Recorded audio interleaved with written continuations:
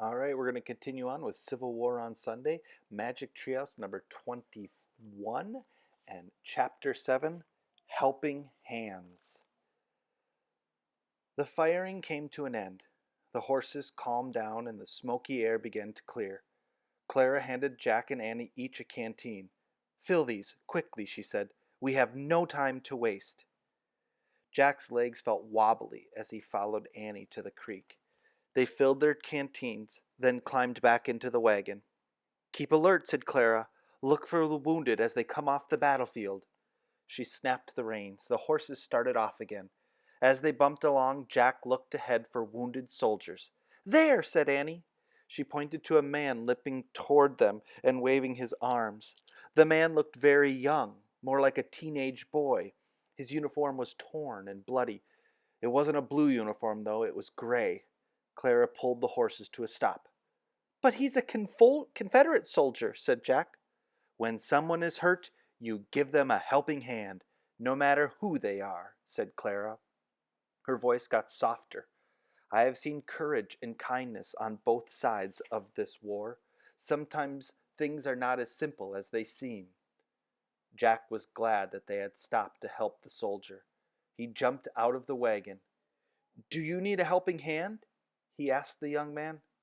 "Thank you," said the soldier softly. Jack helped him into the back of the wagon.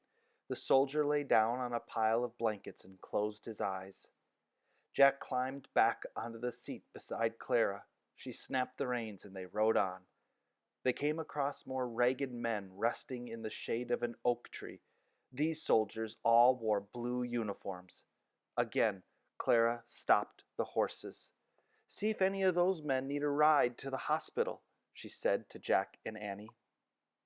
Jack glanced at the soldiers sleeping in the back of the wagon. "Can a Confederate and a Union soldier be together?" he asked worriedly.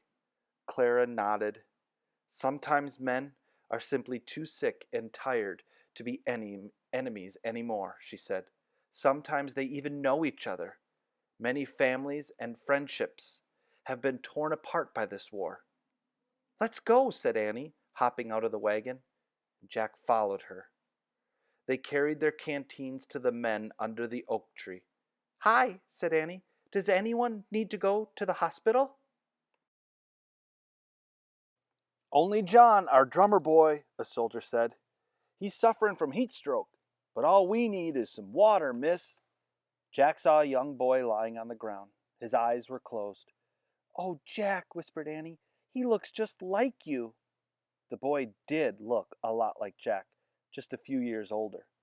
"We better get him to Claire's ambulance right away," Annie said. She handed her canteen to one of the tired soldiers. Another soldier lifted the drummer boy to his feet. The boy opened his eyes and mumbled a few words. He tried to walk, but he swayed as if he was about to faint. "Wait!" Jack grabbed the boy. "We'll give you a helping hand," he said. The drummer boy put his arms around Jack and Annie's shoulders. "Just a little further, John," Annie said. "You're doing great. Just a little further." The drummer boy moved as if he were walking in his sleep. His head hung down. His feet shuffled in the dust. "Take good care of him," said one of the men. "We can't do without him."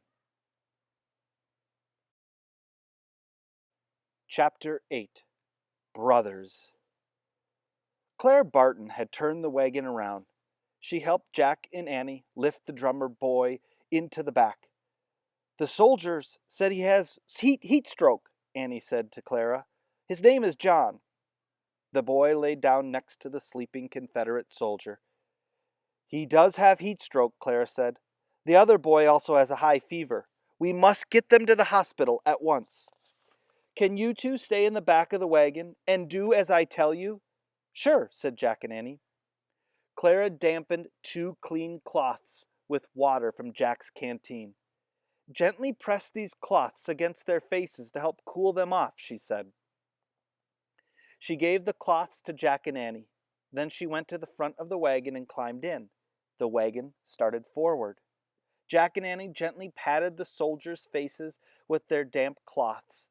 Jack looked at the 2 young men lying side by side. The two of them seemed far more alike than different.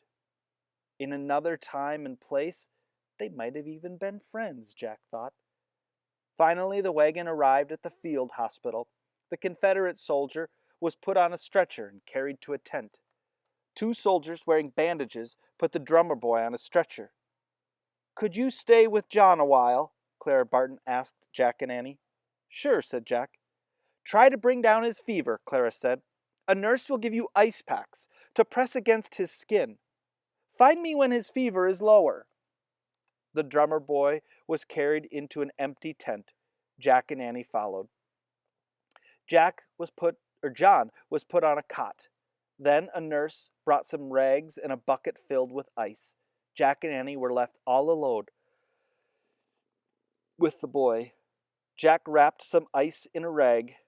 He pressed the ice pack against the boy's head, neck, and arms.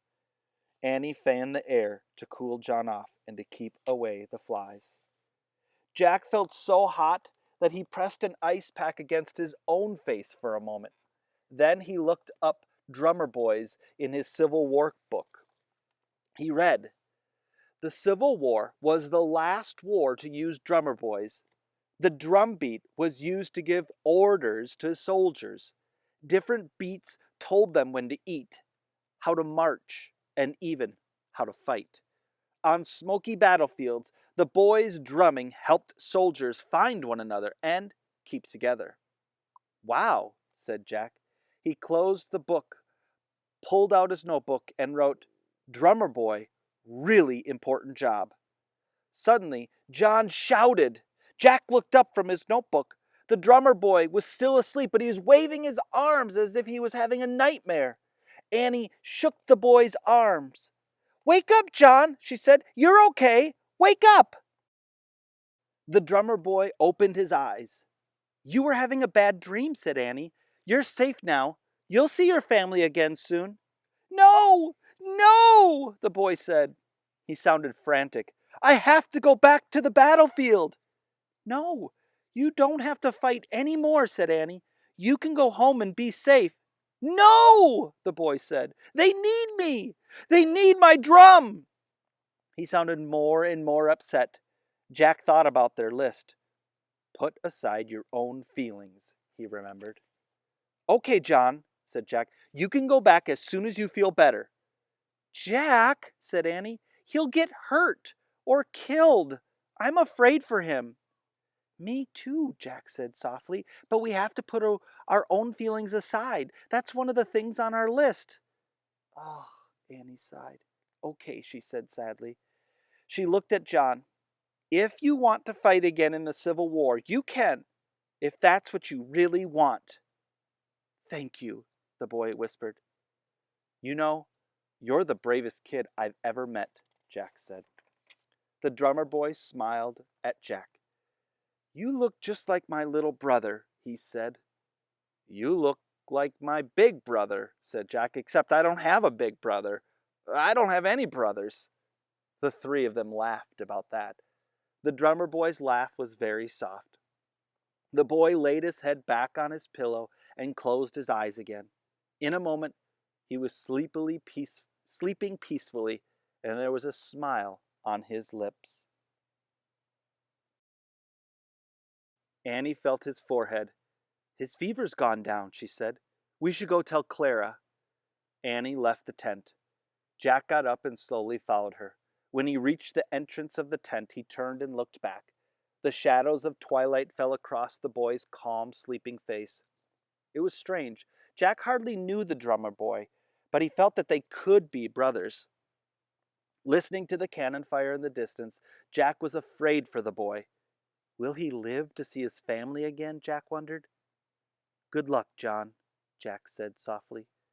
With a heavy heart, Jack stepped out and into the warm evening air. And that is where we'll leave off until tomorrow. Tomorrow's chapter is chapter 9, Don't Give Up.